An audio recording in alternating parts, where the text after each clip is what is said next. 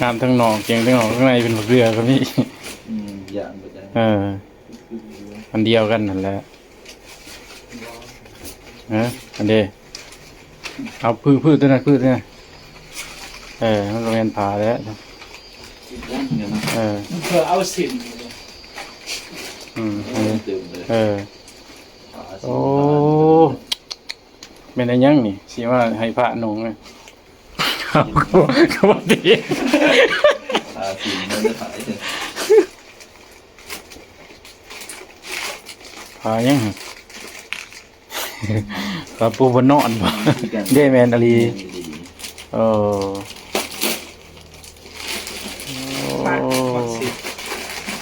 เมื่อเก็บมานี่แหละพี่น้องเพิ่นว่าเกี่ยงแต่นอกทั้งในเป็นหมักเรือเนาะพี่น้องเนาะนี่คือคลิปที่ว่าครูบาเพิ่นได้เอาผ้าไตรที่ว่าญาติโยมไปถวายหรือว่าในกู่สังฆทานอิหยังก็ตามเนาะพี่น้องเนาะเพิ่นไปถวายนี่คือผ้าไตรเนาะในส่วนก็คือเป็นส่วนเข้าพรรษาญาติโยมเพิ่นก็สิซื้อผ้าไตรไปถวายครูบาอาจารย์เนาะแต่ว่าผ้าไตรมันใส่บ่ได้พี่น้องมันใ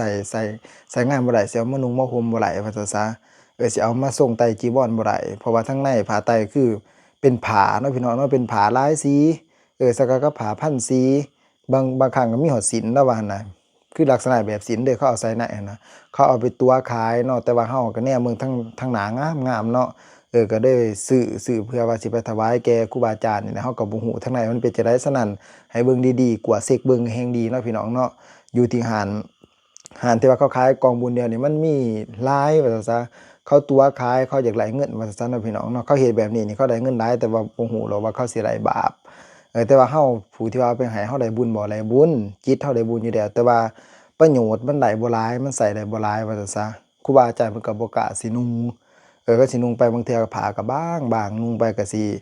มันแนมมาสอดน่ะพี่น้องเวลาถือแสงก็บ่ได้มันก็สอดไปเพิ่นก็เห็นเบิดบ่ล่ะเพิ่นก็ใส่งานบ่ได้ก็ใส่บ่ได้บุญมันก็บ่ได้หลายฉะนั้นเฮาสิไปซื้อบ่ว่าสิเป็นกู่สังฆทานบ่อีหยังก็ตามเนาะพี่น้องเนาะให้เฮาเบิ่งคักๆเนาะบางเทื่อก็มีแต่กู่งามๆบัดเวลาไปขายก็ทางในก็โบหั่นนะเพราะอันนี้คือประสบการณ์เนาะแถวบ่าวไส้เคยเป็นผามาเนาะบ่าวไส้สิแนะนำได้พี่น้องสำหรับสิทำบุญซื้อผาไปถวายแก่ครูบาอาจารย์เฮาบางคนมักราคาถูกๆ300,000 500,000 600,000จังซี่สำหรับนี่ถูกและสำหรับผาสำหรับครูบาอาจารย์ใส่เนาะนี่คือตอนที่บ่าวไส้เนาะบวชนะพี่น้องเนาะบ่าวไส้สิเอาคืนให้เบิ่งเนาะเพราะบ่าวไส้เคยมีประสบการณ์เนาะก็เคยถือคือกันเนาะแต่บ่ถือนักปานนี้บ่เคยเห็นแบบนี้ดอกเดี๋ยวนี้ถือว่านักแห้งบางทีพ่อแม่ครูอาจารย์เพิ่นเอาลงในคลิปเนาะก็มีคนแชร์คนแสดงความคิดเห็นหลายนะว่าซั่นซะก็บางครั้งก็เฮาไปซื้อเฮาบ่เบิ่งบางเทื่อเฮาเบิ่งก็เข้าก็บ่แก้เบิ่งอีกได้ให้เฮาซื้อได้เพราะมันอยู่ทางในพุ่นนี่นอกจากครูบาอาจารย์เฮาไปถวายแล้ว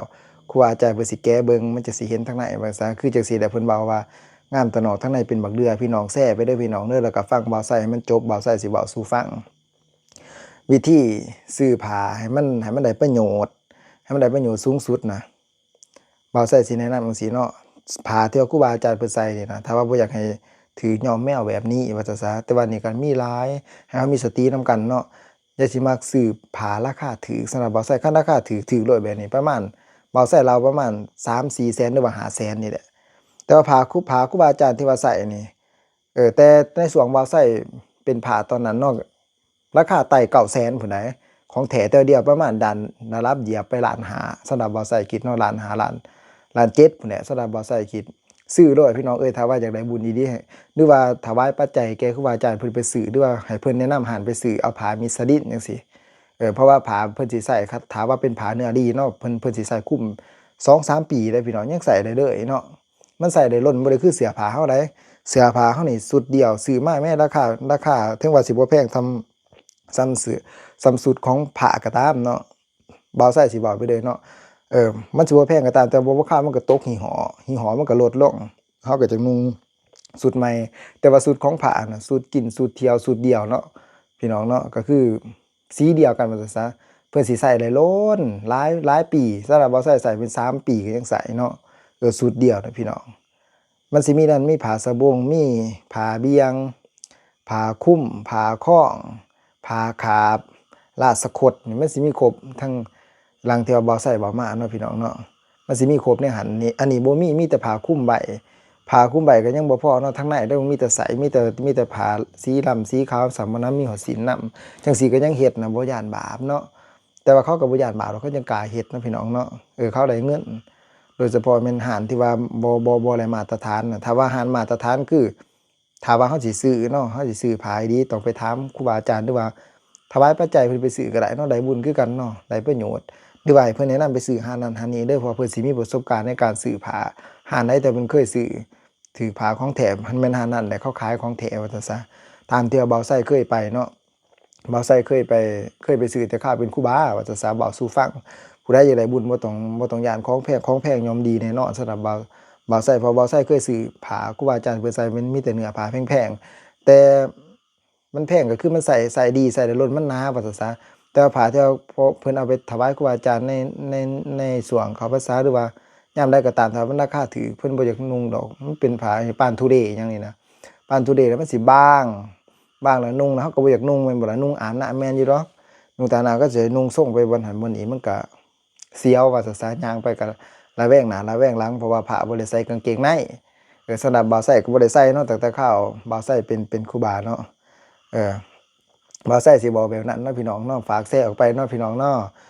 เพราะว่าช่วงนี้ระบาดแห้งว่าซั่นซะบ่ว่าวัดไหลก็เลยพบเลยเห็นดีๆงามทั้งนอกแต่ว่าทั้งในมันเป็นมักเรือ